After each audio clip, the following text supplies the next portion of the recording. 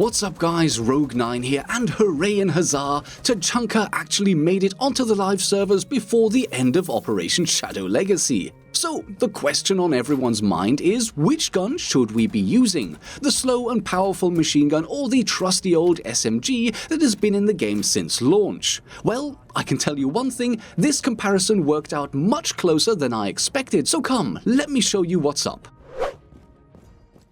You know, one of the things I've noticed this year with all the lockdown is how much time I'm spending in front of screens, whether that's my PC, smartphone, tablet, TV, you name it. Anything I'm doing all day long, whether I'm working or playing, I'm definitely in front of a screen, and that can be up to 14, 15, 16 hours a day. And one of the ways I've noticed that affect me is it's made it really hard to maintain a healthy sleep schedule.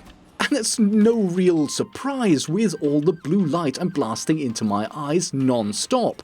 So when GMG Performance got in touch and asked me if I wanted to try out their blue light blocking glasses, I was more than happy to say yes. I'm currently wearing the Optimizer, but they also sent me the Osiris and the Oranos. All three of the models fit me really well, and I feel a lot better about myself knowing that with all this screen time, I'm at least making every effort to look after my eyes. Now, GMG Performance have a massive Black Friday sale week going on right now where you can get 50% off of your order. This only lasts until the 30th of November midnight PST, and Black Friday only comes around once a year. So if you've been spending a lot of time staring at screens recently, why not check out GMG Performance by clicking on the link below, and of course that also shows them that you came from me, so thanks a lot for supporting the channel. We start off as usual with a brief stat overview, and as you can see, we seem to have a case of the DP27 being the more powerful gun, but the 9x19VSN being easier to handle. Of course, the 7.62x54 rimmed rifle cartridge generates a lot more power than 9x19 pistol bullets, both before and after drop-off. And not only that, but the damage drop-off itself starts a lot later and is flatter for the LMG. At 28 meters, where the 9x19VSN is already at its minimum damage per shot of 20 points, the DP will still do a significant 45 damage per shot. That's still only 3 body shots to down or kill against every type of armor, whereas 20 damage means 5, 6, or even 7 shots against level 1, 2, and 3 armors respectively.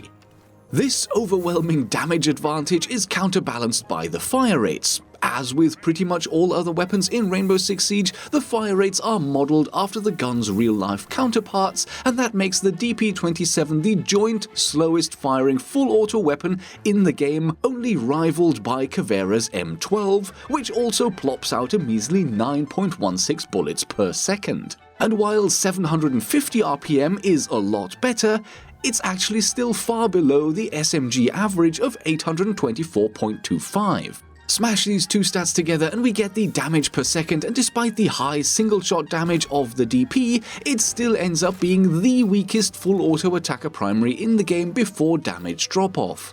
And despite having a DPS output that is slightly above the SMG class average of 416, the 9x19VSN is still just that little bit weaker than Tachanka's LMG, especially at mid-range, where the damage has already bottomed out and the DPS is only just starting to decline. I mean, check this out. Even though the differences in DPS before and after drop-off are only 24 and 43 points respectively, the difference climbs as high as 160 DPS at 28 meters due to the different drop-off curves. The final part of our combat power analysis involves comparing the required shots to down or kill and time to down or kill. Of course, the LMG, with its much higher damage at all ranges, requires fewer shots to down an opponent in all armor type and strike location combinations, except for level 1 armor body shots at short distance. In all other cases, you will need at least 1, 2, or even up to 3 extra shots to get the job done with the VSN. How does this translate to time to down or kill? Well, of course, for the one case where both guns require the same number of hits, the VSN is 58 milliseconds faster, and there are a total of 3 cases where the required 5 hits from the VSN will take just 7 milliseconds less to deliver than the 4 required hits from the DP.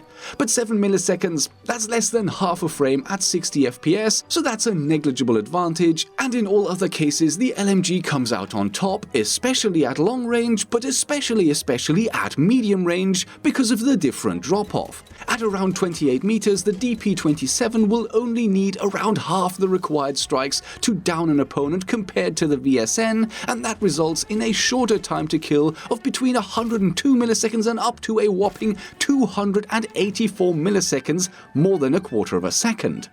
The final conclusion in terms of raw combat power is that whichever way you slice it, the slow-firing DP27 is the better gun in almost every possible situation as long as you can make sure your shots hit. The faster-firing 9x19VSN is more forgiving if you miss a shot or two during a burst, but like for like, at least on paper, the DP is the clear winner. But there is more to a gun than just raw power. Handling and ease of use are also important factors that need to be taken into account. Most weapons in Rainbow Six Siege have ammo capacities that correspond to the real-life versions of those guns, but the DP27 is a notable exception. IRL, the pan-shaped rotary magazine can only take 47 bullets, while in Siege it holds 70. Now, there was a vehicle-mounted version of the Degtyaryov machine gun which used slightly smaller but thicker pan magazines, but even those could only hold 63 rounds, not 70. The much higher capacity was probably picked to make Tachanka less vulnerable during reloads back when the gun was still mounted on a stand. And a fat lot of good that did in a game where Pika's advantage is the strongest weapon available to any player. Be that as it may though, the end result is that the DP has more than twice the available capacity compared to the VSN. And if you take that into account, then the longer reload times of the DP are not actually that bad. Of course, the reload times are slower for the much bulkier machine gun, but since you will only be reloading half as much, in theory, then the extra second and a half is really not the end of the world. Aim down sight time, on the other hand, is where the 9x19VSN finally really shines. Even without using the angle grip, the SMG is a third faster than the LMG, and with the angle grip, it's not even a competition anymore. Another area where the VSN comes out as the clear winner is hipfire spread. On average, the spread of the DP is twice that of the VSN, individual differences on screen now.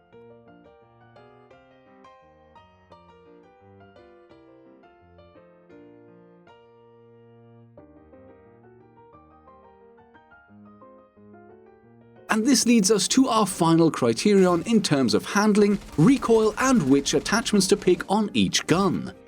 Comparing recoil of the two guns out of the box, they're actually very similar both in terms of vertical recoil and horizontal dispersion. If anything, the DP has slightly worse vertical recoil, but less horizontal variation.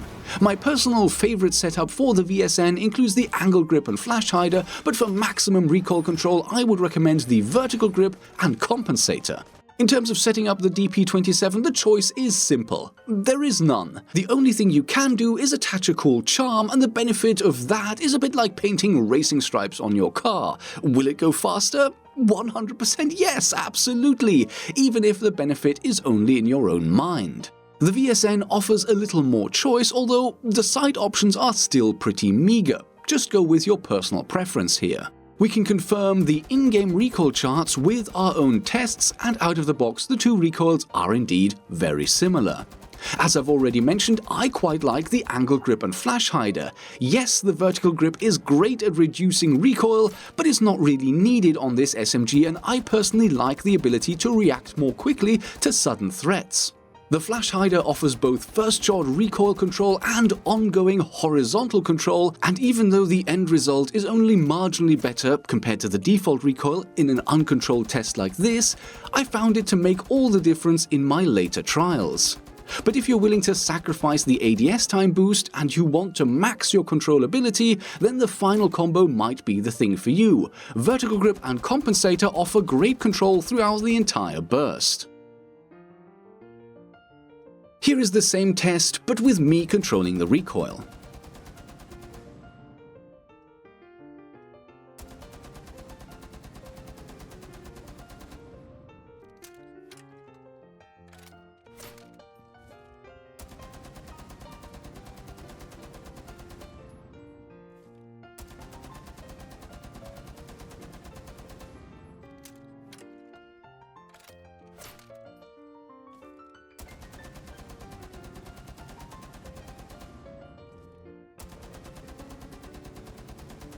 The final verdict in controllability is that, guess what? These attachments actually do what they're supposed to, and the VSN becomes much more controllable than the DP27, even at relatively modest range.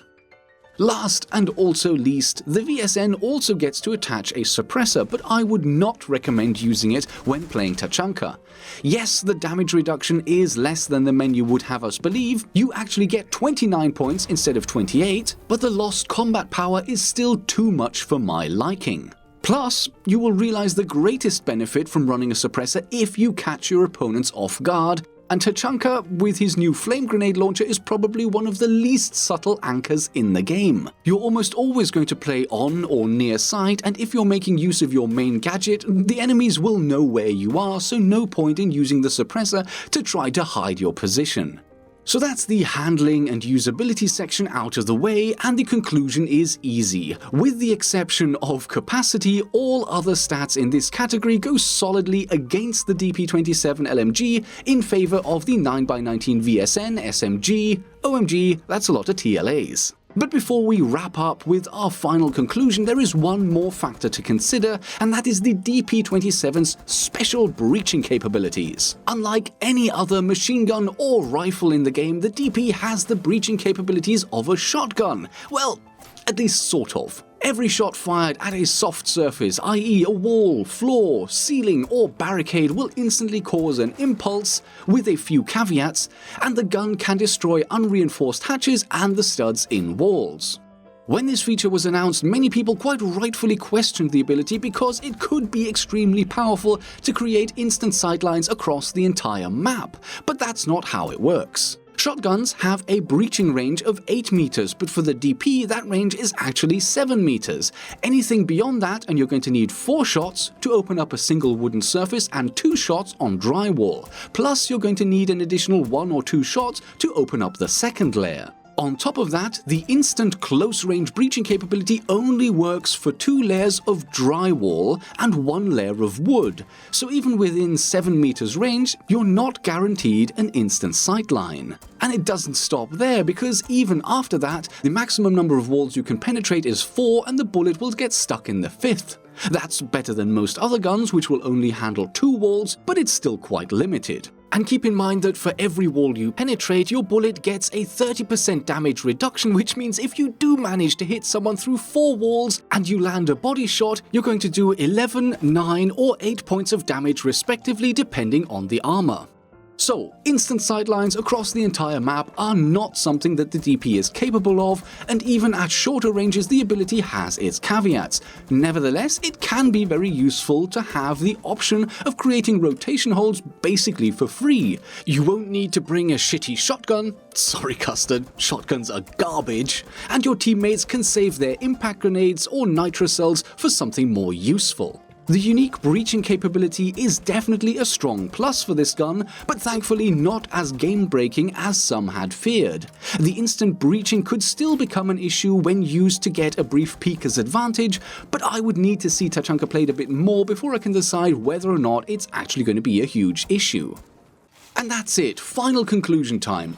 Honestly, I went into this comparison expecting the VSN to be the outright better gun in terms of combat capabilities and handling, but the DP to have some meme value and to be useful for rotations. So, color me surprised that the DP27 is actually much more useful than I'd originally expected. As long as you can land your shots, the DP does outclass the VSN in terms of takedown capabilities, and it also brings the utility of a shotgun when remodeling the site. Yes, the handling of the VSN is superior in just about every way, and the higher fire rate will make a difference in gunfights, but the LMG is far less of a meme than I would have guessed. If you need to set up the sight and you don't want to rely on one of your teammates bringing a shotgun, the DP27 is actually a viable competitive choice in my opinion. But those are just my thoughts. Have you been playing Tachanka? What are your thoughts on either of these guns? Leave a comment below, and with that, many thanks for watching, I hope you enjoyed the video, and I will see you in the next episode.